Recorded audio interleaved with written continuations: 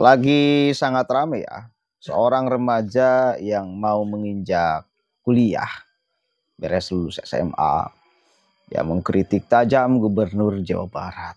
Mungkin murid Bapak Rocky Gerung, ya mengikuti cara berpikir Pak Rocky di dalam hal kritisnya. Cuma kalau Pak Rocky kan pikirannya sudah komprehensif, ya meskipun tetap kalau beliau memberikan pandangan, aspek politiknya lebih kuat daripada aspek filosofisnya. Nah ini ada anak remaja ya SMA mau menginjak kuliah, mengkritik tajam Gubernur Jawa Barat, tetapi mohon maaf meskipun jurusan filsafat, tetapi logikanya kalau di dalam bahasa filsafat logical fallacy, cacat logika. Ya begitu Neng. Tapi ya kita apresiasi. Apapun itu namanya remaja, kalau bersuara ya kita apresiasi karena punya keberanian itu. Tapi tetap mesti kemudian diarahkan. Mana pikiran yang benar dan mana pikiran yang keliru. Agar tidak menjadi gagal paham. Gubernurnya mau membela rakyatnya, ini malah dikritik. Kan aneh Pak. Ya, sekali lagi, keberanian di dalam mengeluarkan pendapat itu kita apresiasi. Tapi cara berpikir untuk urut problem lalu menyelesaikannya itu sangat palsi, ya, cacat logika.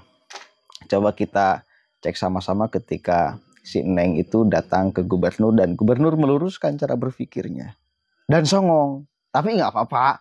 Sekali lagi, kan lagi benteng-bentengnya, namanya juga remaja, kita maklumi. Sekali lagi keberaniannya kita apresiasi, pikirannya mesti diluruskan. Kita coba cek sama-sama nih. Terus kemarin kalau yang anak SMP yang bercerita itu anaknya siapa? No, itu Pak. Coba dibawa orangnya Pak. Dibawa Saya orangnya Pak. bukan anak SMP, saya udah lulus Pak. Lulus dari mana? Dari SMA, saya mau lanjut kuliah. Mau lanjut kuliah. Ada yang menarik, bukan urusan yang digusurnya ya. Yang menarik adalah ini sekolah gak boleh ada perpisahan, gak boleh ada studi tour. Bagaimana tuh? Pertama gini Pak, kalau misalnya sekolah tanpa wisuda kan semua orang itu kan nggak mampu ya Pak, banyak rakyat miskin. Rakyat miskin gak punya rumah lagi. Iya. Terus kalau misalnya rumahnya di bantaran kali lagi. Iya, tapi Pak. sekolahnya gaya-gayaan ada wisuda. Lebih tepatnya itu bukan wisuda Pak. Apa? Kalau misalnya bisa, wisuda itu tuh pengeluarannya tuh lebih sedikit. Terus habis itu dibikin proyek, cuman bukan proyek Pak. Proyek dibikin tetap ada wisuda, cuman selenggara kan paling. Bentar dulu, di negara mana sih yang SMP ada wisuda? Saya nanya. Perpisahan sih Pak, bukan wisuda. Ya bukan, di negara mana yang ada TK ada wisuda, SMP ada wisuda, SMA ada wisuda? Di negara mana tuh? Hanya di Indonesia. Wisuda untuk siapa coba? Yang kuliah. Di kita anak TK wisuda, biaya nggak? Iya Pak. Punya rumah nggak yang ikut wisuda TK itu? Nggak, pakai bantaran sungai. Ya kan? SMP wisuda lagi. Punya rumah nggak? Enggak. SMA wisuda lagi. Punya rumah nggak? Terus kemudian kemarin ada ibu-ibu yang nangis-nangis. 5,4 juta harus bayar studi tour ke Bali. Pada akhirnya sekolahnya ditelepon oleh Kadisdik dan dibatalkan. Nah, saya nanya, gubernur melakukan itu buat siapa? Ya untuk rakyat semua Pak. Nah, iya, untuk orang tua. Iya. Ya kan? Lebih tepatnya bukan gitu sih Pak. Apa? Saya kan biar adil nih ya Pak. Semua murid itu biar bisa ngerasain perpisahan. Oke. Wisuda. Terus itu gini, ngerasain perpisahan, duit perpisahan dari siapa? dari orang tua. Membebani nggak? Bisa Iya dicicil. membebani Pak. Iya, bukan membebani nggak? Iya.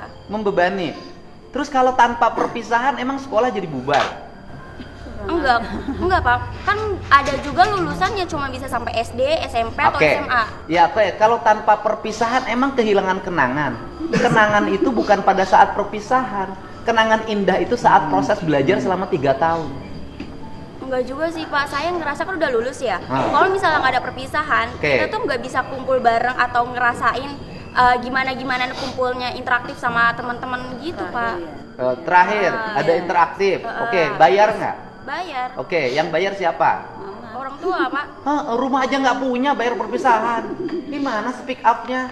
Harusnya, saya kritik ya, harusnya speak up-nya begini. Kritik gubernur, karena gubernur membebani rakyat, sekolah harus bayar iuran. Kritik gubernur, karena membiarkan orang tua dibebani untuk pembayaran sekolah. Kritik gubernur karena membiarkan banjir, saya seneng. Ini kritik gubernur karena gubernurnya melarang perpisahan. Ya aku ngeri, ya kan? Nah jadi apa ya, akhirnya dibully. Kenapa dibully? Karena logikanya nggak tepat. Gitu. Jadi gubernur ini berusaha untuk menurunkan beban pembayaran orang tua karena sekolah sudah dibikin gratis. Kalau sekolah sudah dibikin gratis, maka orang tua tidak boleh lagi ada pengeluaran untuk sekolah. Bila perlu ke sekolahnya jalan kaki, naik sepeda, pulang sekolahnya jualan, agar anak-anak Indonesia, anak Jawa Barat hebat. Tapi kalau sekolahnya ada outclass, pakai jaket, pulang sekolahnya motoran, orang tuanya rumah aja nggak punya, digusur nangis-nangis. Ayo, saya ini dulu demo itu menentang pemerintah ketika pemerintah tidak memperhatikan pendidikan. Gitu loh. Ini pemerintahnya lagi bener, dikritik. Gimana? Siswa-siswa yang harus dibenerin sekarang.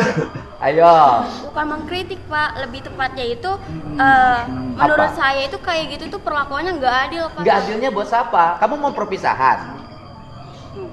Buat adik saya sih. Ya udah perpisahan sendiri aja, nggak bawa sekolah. Kumpul-kumpul ya teman-teman, kita kumpul-kumpul, kita bikin perpisahan sendiri, sok aja.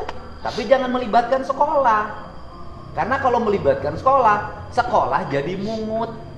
Karena sekolah jadi mungut, kepala sekolahnya dibully, gurunya dibully, dianggap guru dan kepala sekolah nyari untung dari biaya perpisahan. Bener kan?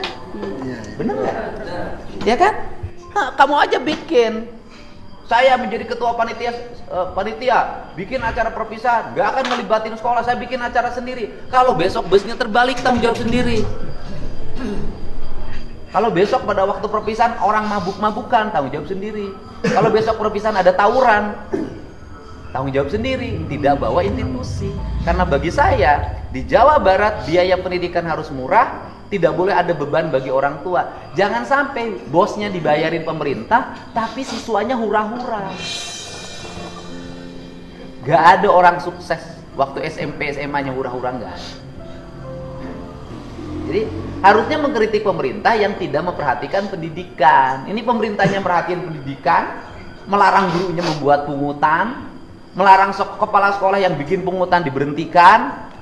Nah, harusnya kritik dari siswa itu mengkritik pemerintah yang membiarkan pungutan, bukan aku nggak ada perpisahan, aku nggak ada outing class, aku nggak ada wisuda. Jadi lucu kan, yang ngebulinya orang tuanya, ya kan? Jadi daya gini loh, anak muda harus kritis itu pada hal yang positif gitu. Lulus SMA mana? SMA 1 Cikarang Utara, Pak. SMA 1 negeri? Iya. Sekolahnya bayar nggak? Enggak. Nggak bayar. Terus kalau ada biaya perpisahan harus bayar berapa? Waktu itu sih sekitar 1 juta doang, Pak. 1 juta doang? Iya, 1.200.000. Ibu ibunya? Iya. Nah, ibu kerja apa? Ibu rumah tangga. Ibu rumah tangga, bapaknya kerja apa? Wira swasta. Wira swastanya apa? Dagang. Dagang apa? Dagang botol. Hah? Botol bensin. Botol bensin. 2 tak? Botolnya. Botol kaca aja. Botol kaca. Botol kaca. Ibu lebih setuju mana? Anaknya ada perpisahan bayar atau perpisahan saya larang nggak usah ngeluarin duit? Kalau buat mental anak sih saya setuju yang bayar sih. Oh, setuju yang bayar? Iya, soalnya kan emang nggak setiap ini, apalagi SMA ya. Jadi kedepannya ya kalau nggak ada kenangan kan berada ini. Bu, tahu nggak bahwa sekolah itu ketika bikin acara itu bukan hanya acara loh, Bu. Foto kenangan aja 500.000.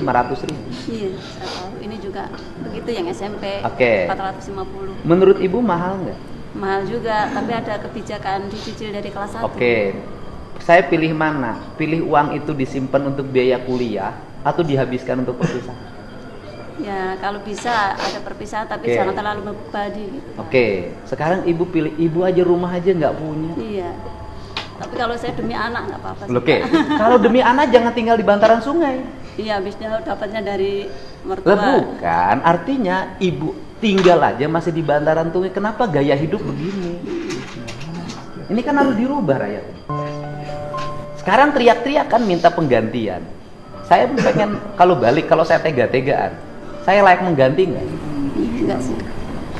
Tanah-tanah negara, kebutuhan untuk rakyat, proyeknya proyek kabupaten, terus kemudian, loh saya ngapain ngeluarin uang 10 juta buat ibu? Udah kasihin orang miskin aja yang lain. Saya juga miskin. Ya, lu kan miskin kan? Kenapa miskin? Gayanya orang kaya. Kan ini harus dibenerin cara berpikir begini. Anak ibu kalau modelnya begini, kan ini harus dibenerin. Rumah nggak punya, ya kan? Sekarang kontrak udah punya uang kontraknya? Iya, masih nyicil sih, baru ngambil berapa bulan. Ibu nyicil berapa bulan? Udah kalau gitu saya nggak usah bantu ibu deh. Kenapa? Karena ibu mapan. Orang sekolah aja pengen ada wisuda. Berarti kan punya kemampuan. Ini juga Pak. Saya nggak usah bantu ya? Enggak gitu Pak. Kan saya waktu dibikin video TikTok itu kan captionnya itu kan bukan untuk meminta kerohiman atau apapun. Saya itu cuma minta keadilan aja Pak. Yang minta adil apa? Waktu digusur itu tuh nggak ada musyawarah, cuman ada satpol PP datang. Ya, cuman pertanyaan, Anda tinggal di tanah orang. Saya balik pertanyaannya. Tinggal di tanah orang lain harus bayar nggak sama yang punya tanah? Bayar. Kalau saya balik nuntut, Pemdanya suruh minta tagihan, dihitung berapa tahun ke belakang bayar tiap tahun. Ya Bapak kan bisa lihat dulu latar belakang saya. Misalnya saya miskin atau enggak, terus mampu bayar atau enggak. enggak. Kamu miskin nggak? Iya. Miskin. Kenapa miskin? Pengen hidup bergaya, sekolah harus ada perpisahan. Kalau buat masalah itu sih kan. Ya kan kamu miskin. Ya kan kamu merasa miskin. Kenapa orang miskin nggak prihatin? Gini Pak, mohon maaf ya Pak ya. Saya bukannya menolak kebijakan Bapak. Saya bukan kebijakan saya, itu kebijakan Bupati. Iya, maksudnya apapun itu saya mendukung. Cuman jangan dihapus Pak, nggak semuanya orang itu kan bisa terima. Terus kalau misalnya kayak wisuda dihapus, terus misalnya Bapak juga ngebalik minta pajak sama saya, padahal kan saya miskin, apakah? Bukan minta pajak, saya balik. Anda miskin, tapi jangan sok kaya. Orang miskin tuh prihatin membangun masa depan. Seluruh pengeluaran ditekan, digunakan untuk yang positif. Bisnis, pengembangan diri. Lah ini rumah nggak punya, tinggal di bantaran sungai. Orang tua yang lain itu menyambut gembira ketika wisuda dihapus. Keluarga ini menolak wisuda dihapus. Ya kalau gitu saya nggak usah bantu kerohiman. Bukan menolak sih Pak. Apa? Bukan menolak, istilahnya kan. Ya saya tanya balik Bu, ibu perlu uang nggak buat ngontrak? Perlu. Kalau ibu buat ngontrak aja nggak punya, ngapain protes-protes wisuda harus ada? Kan logikanya harus dipakai. Hidup tuh jangan sombong gitu loh. Ibu buat ngontrak aja nggak punya, tapi ibu merasa bahwa wisuda lebih penting. Saya lebih penting mana? Kontrakan untuk tempat tinggal apa wisuda? Tempat tinggal. Iya loh. Anda teriak-teriak nggak punya untuk ngontrak, tapi satu sisi anaknya protes harus ada wisuda. Saya kan pusing dengerinnya. Sebetulnya itu kan tanpa kita ketahui ya Pak ya. Enggak. Ini kan ibunya mendukung. Iya. Ibu mendukung saya, saya tanya semua. Ibu setuju nggak kebijakan saya sekolah nggak usah ada wisuda, nggak usah ada studi tour biar Setuju Pak. Iya. Jadi banyak banget. Iya Pak. Orang mampu Pak. Iya. Membebani orang tua. Lah kemarin kan ada yang nangis-nangis tuh di podcast saya di TikTok saya ada kan? Karena tidak mampu bayar 5,4 juta. Loh, saya ini sayang sama rakyat. Ini rakyat Jabar nggak akan berubah nasibnya kalau nggak dirubah pola hidupnya. Artinya gini loh, kan banyak akibat kebutuhan saya ini nanganin udah ratusan. untuk biaya wisuda pinjam 2 juta ke Bang Emok. Iya, Bang Emok, Pak. Mau kagak mau tuh buat anak tuh orang tua. Iya. Banyak yang begitu. Ada diadain Pak. Hah? Iya yang nggak ada Ini pasien diadain. Emok Jadi semua. pinjam. Hah? Jadi Ini ada. kan Bang Emok semua. Sebagian. Ini tuh gimana? Ini kan harus Emang iya, iya. emang iya saya benar. Oke. Iya. Nih ibu setuju apa ibu saya berlakukan lagi wisuda suruh bayar 2 juta 3 juta plus studi tour jadi 5 juta? Enggak, jangan Pak, udah mendingan kagak usah ada gituan Pak, udah mendingan Jangan semua orang mau. Dia pengen loh, keluarga ini pengen. Pak. Nih Mbak, Neng coba lihat tuh orang tuanya. Jadi jangan hanya berpikir, Neng sama orang tuanya nggak apa-apa karena dimanja. Tapi yang lain banyak yang berat. Mohon maaf Pak, tapi kan ibu-ibu semua sama bapak-bapak semua kan pernah sekolah, pernah merasakan perpisahan. Setidaknya itu murid itu juga bisa ngerasain Pak. Nah, maksud saya ditekankan di sini ya Pak, bukan masalah wisuda dihapus, tapi perpisahan tetap ada, cuman pengeluarannya aja diminimal aja Pak. Yang urusan minimal kan urusan sekolah, bukan urusan saya. Iya. Kan kalau misalnya ada ketentuan kayak gitu, semuanya kan berarti seneng Pak. Oke, Adil. saya gini, bisa nggak nyegah minimalisir? Nggak akan bisa. Setiap sekolah punya gaya yang berbeda. Saya bilang kamu pengen acara wisuda, pengen acara perpisahan, bikin aja teman-teman kamu kumpulin OSIS, pramuka, paskibra, organisasi, silahkan aja bikin, tapi di luar ketentuan sekolah. Nggak boleh ada pungutan di sekolah. Kenapa? Nanti yang dibulinya kepala sekolah, dilapor-laporinnya kepala sekolah. Kepala sekolah itu ngikutin keinginan siswa. Saya sudah bertemu kepala sekolah yang dia mengeluh, Pak, kalau tidak dilaksanakan anak-anaknya protes sama saya. Tapi ketika saya laksanakan, saya diperiksa. Di sekolahnya sampai bikin band 150 juta dari Jakarta. Nah pertanyaannya adalah, nih yang lain, ibu semuanya punya 1,5 juta untuk perpisahan? Tidak Pak, kadang-kadang sehari-hari gitu. Cukup buat makan aja Nah jadi susah Pak. speak up itu juga harus mewakili warga kebanyakan. Ini gubernurnya lagi bela rakyat, biar rakyat nggak pada susah. Ini pengen pada susah. Oke, begitu. Pas di awal dia layangkan kritik, saya akan urut nih satu persatu apa yang diucapkannya, kalimat-kalimat apa yang disampaikannya. Lalu saya bandingkan dengan pikiran saya. Katanya ketika di statement awal yang kemudian viral itu, gubernur tidak punya rasa kemanusiaan. Kami hanya minta satu, dihargai sebagai manusia. Itu kan logika yang fallacy bagi saya.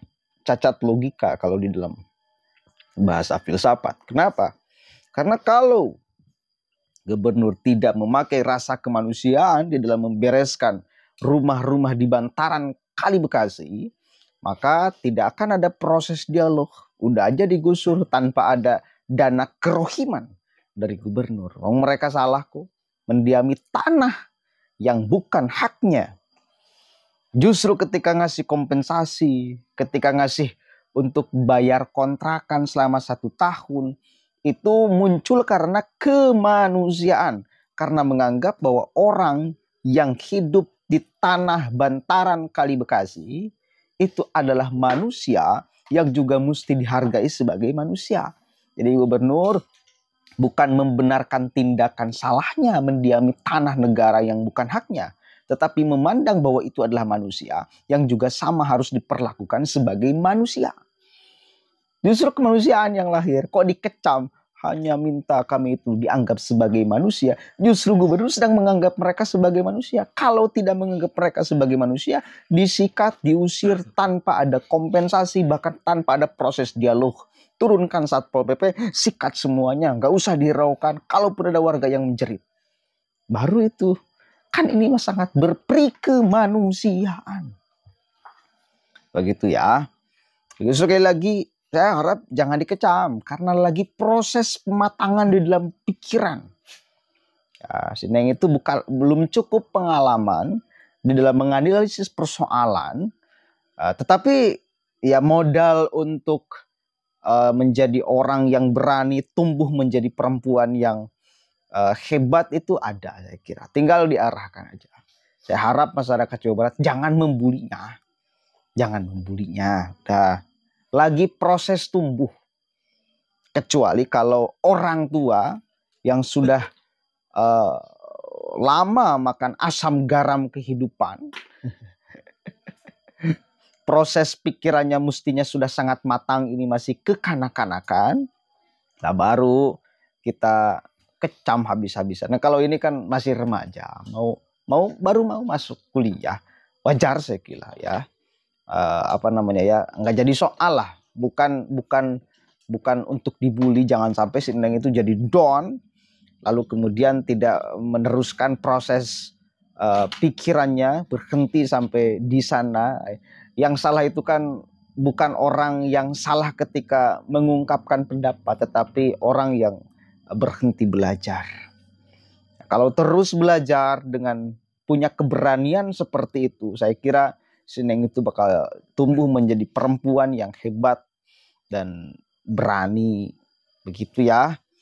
Tinggal diteruskan aja penganalisisannya Neng ya, membaca situasi dengan sangat komprehensif.